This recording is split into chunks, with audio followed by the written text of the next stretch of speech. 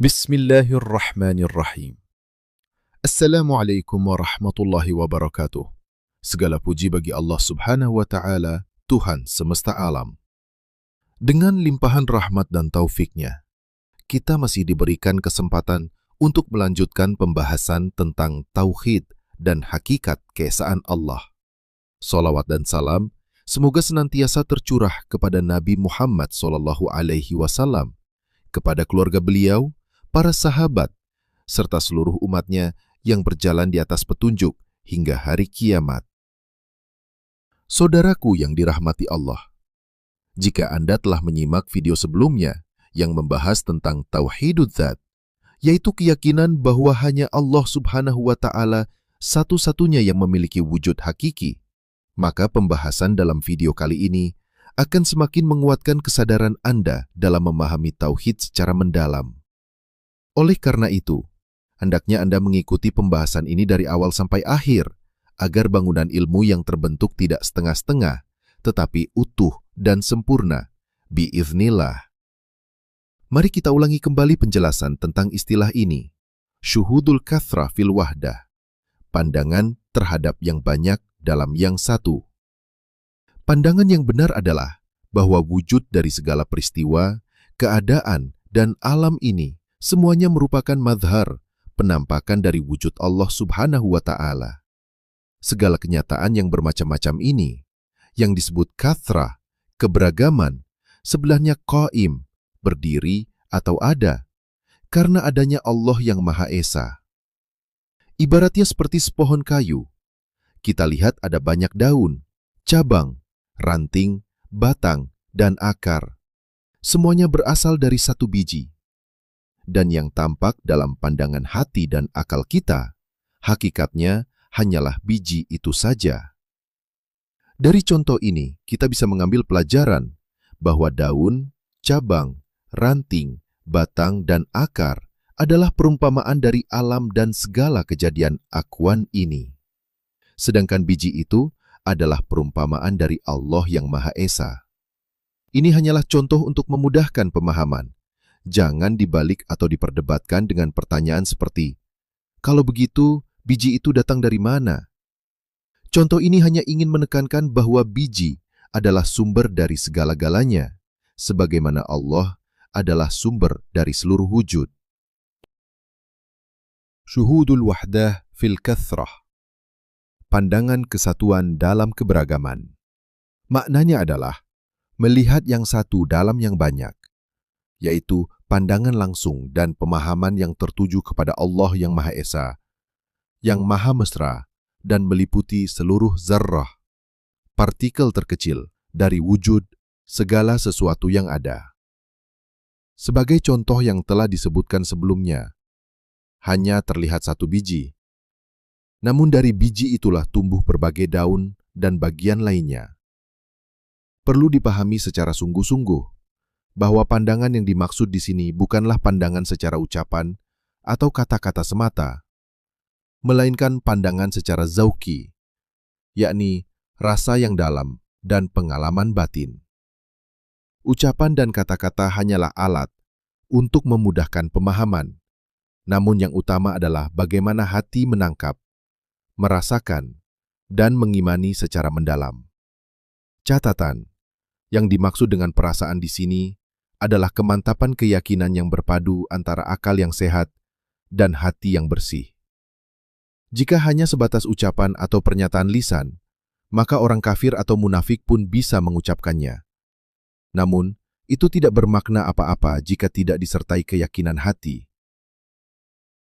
Sayyidi Mustafa Al-Bakri rahimahullah berkata, jalan yang ditempuh oleh orang-orang arif billah ini adalah jalan yang benar-benar diridhoi oleh Allah Subhanahu wa Ta'ala. Jalan mereka bukanlah jalan yang dapat diraba oleh panca indera atau dilihat dengan mata kepala, melainkan jalan itu hanya bisa dilalui dengan keyakinan hati dan rasa batin. Karena itu, jalan yang mereka tempuh disebut dengan ilmu zauki, yaitu ilmu yang tidak mungkin bisa dijelaskan secara lengkap dengan kata-kata atau tulisan. Seorang sufi pernah berkata, "Ma yakhruju baina syafataini illa isyaratan wa i'tibar." Artinya, apa yang keluar dari antara dua bibir ini hanyalah isyarat dan untuk dijadikan pelajaran. Siapa saja yang mengatakan bahwa hal itu dapat diungkapkan secara tepat dengan kata-kata dan gambaran, maka orang tersebut jelas tergolong kafir zindik. Apabila terjadi tajalli zat Allah Ta'ala pada seorang hamba yang digandakinya, maka tidak ada seorang pun yang dapat menceritakan keadaan tersebut dengan kata-kata maupun tulisan, karena keadaan seperti itu adalah amrun zauki, yaitu perkara yang hanya bisa dirasakan oleh perasaan, bukan dipahami lewat ucapan. Oleh sebab itu, ada seorang pujangga yang berkata, "Man lam yadhuq, lam yadri." Siapa yang belum pernah merasakan, maka ia tidak akan tahu. Sebagai contoh, seorang teman yang berada di Jawa mendengar cerita tentang buah saparjalin, yaitu sejenis buah jambu yang tumbuh di tanah Arab. Meskipun penjelasan dan uraian tentang buah itu disampaikan dengan kata-kata yang sangat jelas, namun tetap tidak ada faedahnya sebelum ia sendiri merasakan atau memakan buah tersebut. Jika ia sudah memakannya dan merasakannya secara langsung, barulah ia bisa memahami, oh, begini rasa buah saparjalin itu. Demikian pula halnya dengan tajalli dzat. Para guru dan syekh-syekh dalam ilmu tasawuf hanya dapat menunjukkan arah dan jalan dalam bentuk isyarat dan gambaran semata. Mereka tidak mampu memberikan definisi yang sejati tentang apa sebenarnya yang disebut tajalli dzat. Benar sekali sabda Nabi sallallahu alaihi wasallam, "Subhanaka ma 'arafnaka haqqa ma'rifatika." Maha suci Engkau, kami tidak mampu mengenalmu dengan pengenalan yang sebenar-benarnya. Nabi bersabda lagi, "Man 'arafallaha kalla lisanuh." Siapa yang mengenal Allah, maka kelulah lidahnya.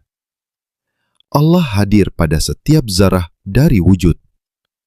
Yang dimaksud dengan Allah hadir pada setiap zarah dari wujud adalah dalam pengertian hakikat dan kayyumiyahnya, bukan dalam arti ittihad, menyatu, atau hulul, bersemayam secara fisik.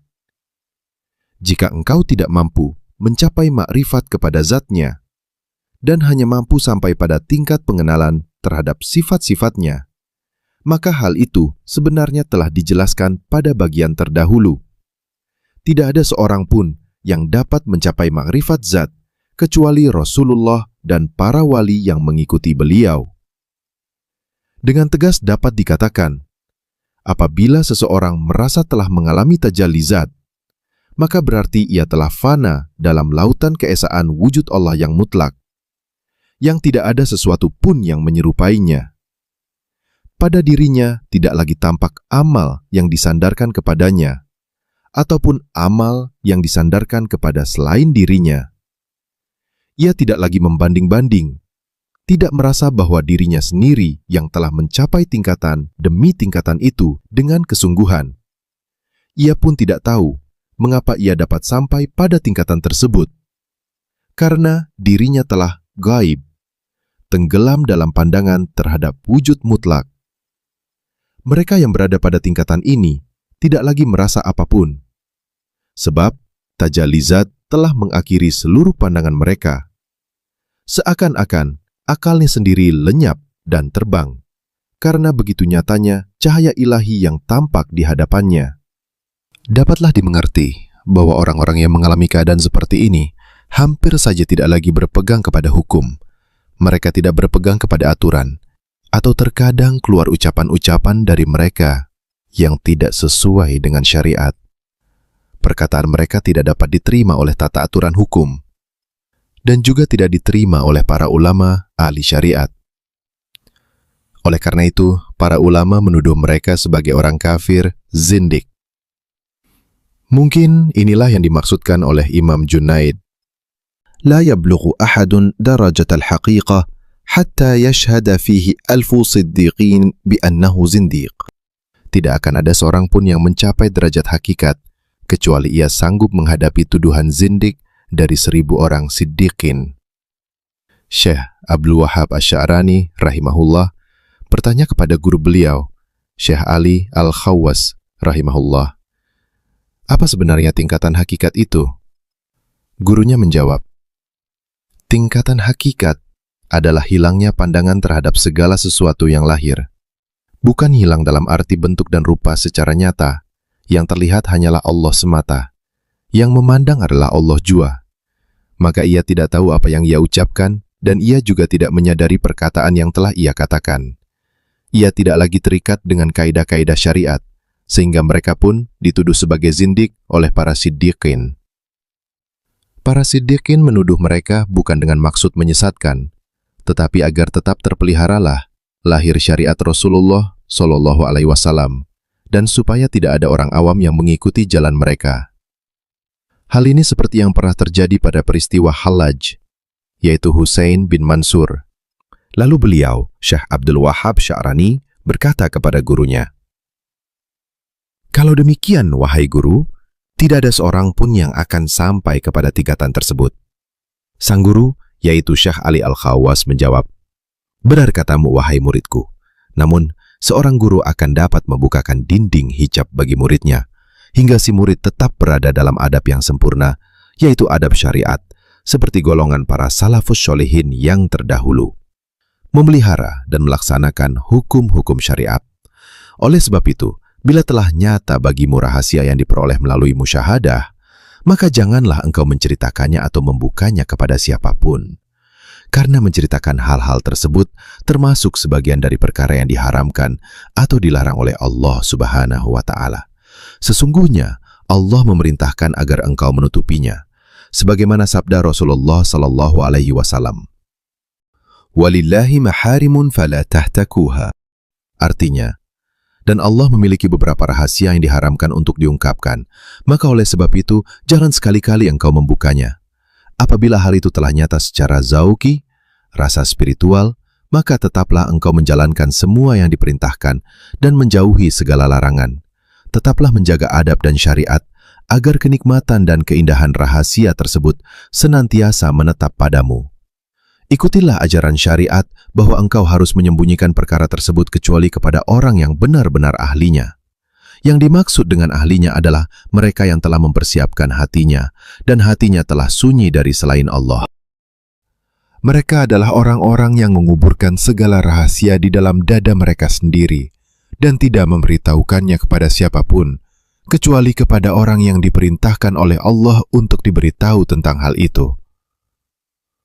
Perlu diingat dengan sungguh-sungguh bahwa makom bako itu berarti kembali melaksanakan syariat lahir, artinya menegakkan amar makruf dan nahi mungkar, melaksanakan perintah, serta menjauhi larangan. Yang benar tetap dianggap benar, dan yang salah tetap dianggap salah. Setiap sesuatu diberikan kepada yang berhak menerimanya, dan setiap hak serta kewajiban disempurnakan sebagaimana mestinya. Kesimpulan dari seluruh uraian ini terbagi menjadi dua hal, yaitu pertama makom fana, kedua makom bako. Yang termasuk dalam makom fana adalah 1. Tauhidul af'al, 2. Tauhidul asma, 3. Tauhidus sifat, 4. Tauhiduz zat. Semua ini sudah dijelaskan pada uraian-uraian sebelumnya, baik dari segi pengertian maupun cara-cara musyahadahnya. Sedangkan yang termasuk dalam makom bako adalah 1. Syuhudul katroh fil wahdah, 2. Syuhudul wahdah fil katroh. Kedua makom ini pun telah dijelaskan sebelumnya. Di antara kedua makom ini, fana dan bako, yang paling tinggi adalah makom bako. Dapat pula dikatakan bahwa makom fana adalah makom sirna dan lebur dalam kemahaesaan Allah, sedangkan makom bako adalah makom kekal bersama kemahatunggalan Allah. Tentang makom bako dapat pula diungkapkan dengan istilah lain, yaitu hawiyatullah dan qayyumiyahnya, yang berarti kediaan Allah dan ketegakannya. Keduanya sariyun, mesra dan meliputi, pada tiap-tiap zaratul wujud, yaitu setiap bagian terkecil dari keberadaan ini. Makom bako juga sering disebut sebagai makom tajali atau makom zuhur. Seluruh hakikat dari makom ini dapat dirangkum dalam 4 ungkapan yang agung. Pertama, apapun yang kulihat, hanya Allah yang kulihat bersamanya. Kedua, Apapun yang kulihat, hanya Allah yang kulihat padanya. Ketiga, apapun yang kulihat, hanya Allah yang kulihat sebelumnya. Dan keempat, apapun yang kulihat, hanya Allah yang kulihat sesudahnya. Inilah makom tajalli, makom penyingkapan dan kehadiran Allah dalam seluruh wujud. Tapi ingat, makom ini tidak dapat dicapai kecuali seseorang telah melewati dua tingkatan penting sebelumnya. Pertama, makom fana, yaitu pengalaman batin tentang kehadiran Allah yang sangat dekat. Dan kedua, makom fanaul fana, yaitu lenyapnya segala selain Allah, termasuk lenyapnya kesadaran akan kefanaan itu sendiri. Tidak ada salahnya jika di sini dicantumkan beberapa pendapat para arif billah mengenai makom baqo. Pendapat dari Syekhuna, Alim Mu'allamah Maulana Syekh Abdullah bin Hijazi Al-Misri, rahimahullahu ta'ala, tercantum dalam kitab Wirid Sahur. Tidak akan dapat tercapai makom billah itu kecuali setelah berhasil mencapai tingkatan fana. Tercapainya tingkatan baqo ini adalah dengan jazbah. Kalau ada yang berhasil mencapai tingkatan baqo tanpa melalui tingkatan fana, maka hal itu sangat jarang terjadi. Pendapat-pendapat di kalangan ahli tasawuf adalah sebagai berikut. 1. Fana menurut pengertian tasawuf adalah lenyapnya segala hawa nafsu kemanusiaan, nafsu basyariah, dan tampak nyata sifat-sifat ketuhanan. 2. Baqo adalah tampaknya sifat qaim Allah Ta'ala pada segala sesuatu. 3. Al-baqa'u an yakuna minallahi. Lillah, billah. Artinya, baqo adalah dari Allah, karena Allah dan dengan Allah. Maksudnya, dari Allah. Segala sesuatu ini dijadikan oleh Allah, dan semua kejadian berasal darinya. Karena atau untuk Allah. Segala sesuatu terjadi karena Allah, untuk Allah, dan pada hakikatnya adalah milik Allah. Dengan Allah, adanya dan terjadinya segala sesuatu ini adalah dengan kehendak dan kekuasaan Allah Ta'ala. Keempat, Syekh Qutubuddin Qastani rahimahullah berpendapat bahwa makom fana dan makom baqo, keduanya adalah sifat ma'nawiyah pada seorang hamba.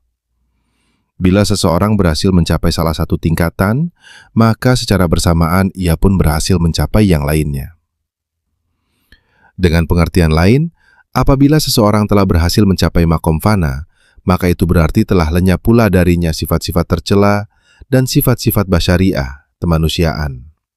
Dan secara bersamaan, hal itu menunjukkan bahwa ia telah berhasil mencapai makom baqo, yaitu kekal dengan sifat-sifat terpuji yang bersifat uluhiyah, ketuhanan. Kelima, Syekh Ibrahim bin Sofyan rahimahullah berpendapat bahwa fana dan baqo mengandung makna ikhlas terhadap keesaan Allah dan kesempurnaan dalam menegakkan sifat-sifat kehambaan.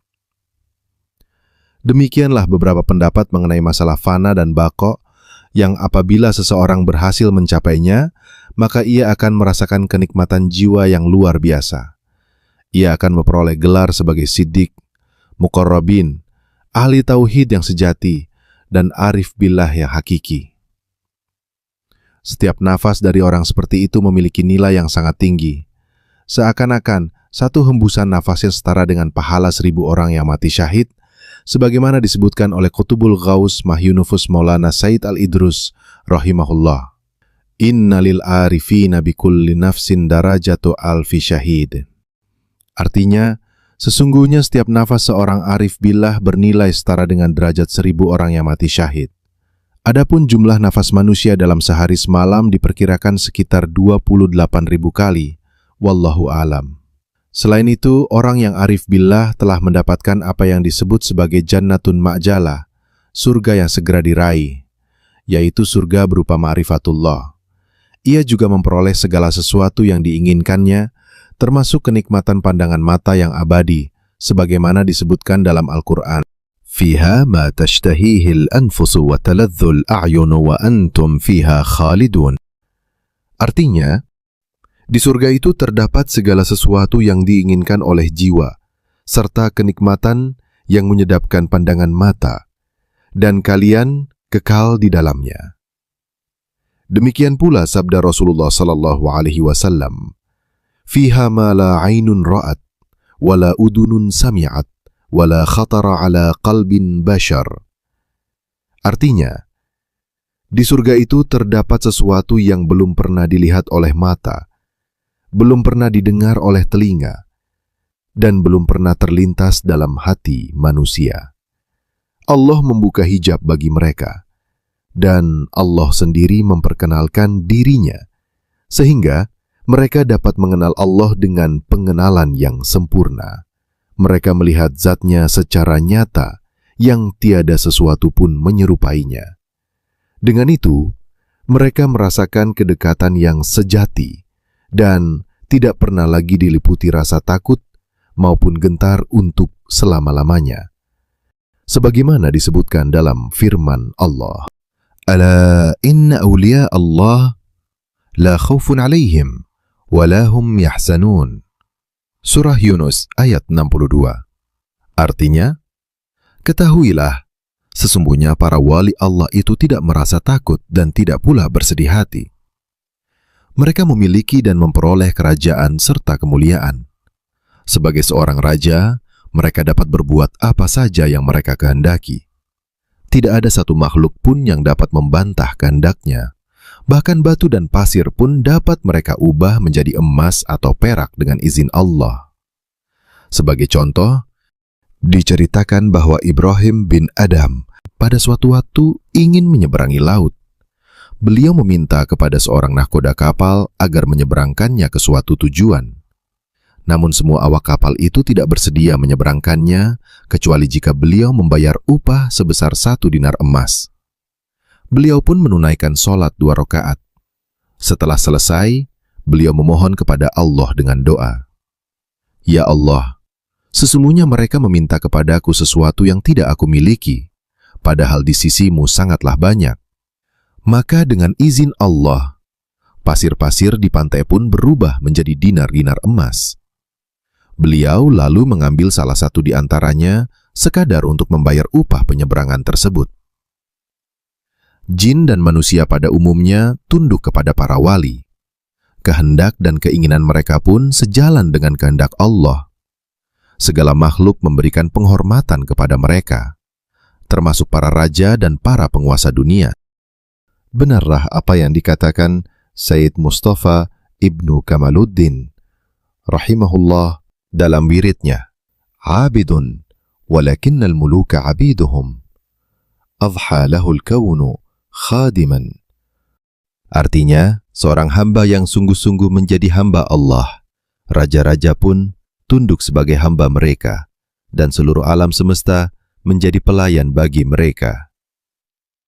Syekh Al-Arif Billah Maulana Syekh Shiddiq bin Amir Khan Qadasallahu Sirah berkata, segala alam dan benda-benda ciptaan ini menyatakan khidmat, pengabdian kepada manusia, terlebih lagi kepada mereka yang arif billah, yaitu orang-orang utama, ahli hakikat, ahli kebenaran. Kedudukan mereka, jika dibandingkan dengan kedudukan raja atau penguasa dunia, jauh lebih tinggi, bahkan 10:1. Kalau para raja atau penguasa memiliki kerajaan di dunia, para wali Allah memiliki lebih dari itu. Mereka juga akan memperoleh kerajaan di akhirat, sedangkan nilai dan kedudukan kerajaan akhirat itu jauh lebih besar dibandingkan dengan kerajaan dunia. Di akhirat, mereka akan memperoleh apa yang telah disebutkan dalam Al-Quran, sebagaimana firman Allah, وَإِذَا رَأَيْتَ ثَمَّ رَأَيْتَ نَعِيمًا وَمُلْكًا كَبِيرًا. Apabila engkau melihat di sana, engkau akan melihat kenikmatan dan kerajaan yang agung. Terlihatlah betapa besar dan mulianya kerajaan di akhirat itu jika dibandingkan dengan segala bentuk kerajaan di dunia. Sebagaimana pula dijelaskan oleh Rasulullah dalam sabda beliau dan pendapat para ulama, di antaranya berkata, "Ad-dunya aqallu minal qalil, wa 'ishiquha adhallu minadh dhalil." Dunia itu pada hakikatnya lebih sedikit dari segala yang sedikit, dan pencintanya lebih hina dari segala yang hina. Semoga Allah menjadikan kita semua termasuk ke dalam golongan ahli syuhud dan ahlul minah, yaitu golongan yang penuh cita-cita, yang dihiasi dengan rasa kerinduan dan cinta kasih kepada Allah Ta'ala. Semoga kita juga dianugerahi kelezatan yang paling indah berkat syafaat Nabi Muhammad SAW. Demikianlah pembahasan kita kali ini. Semoga dapat membuka mata hati kita dalam memahami Tauhiduz Zat, yakni pengesaan Allah Ta'ala pada Zatnya yang Maha Suci, yang tidak menyerupai apapun dan tidak dapat diserupakan oleh siapapun. Teruslah mendalami makna-makna Tauhid, agar jiwa kita semakin bersih dari segala bentuk syirik tersembunyi, dan tertuntun menuju makrifatullah yang sejati. Jangan lupa untuk mengikuti video selanjutnya. Insya Allah, kita akan melanjutkan perjalanan spiritual ini dengan pembahasan-pembahasan yang lebih dalam dan menenangkan kalbu. Wallahu a'lam bishawab. Wassalamualaikum warahmatullahi wabarakatuh.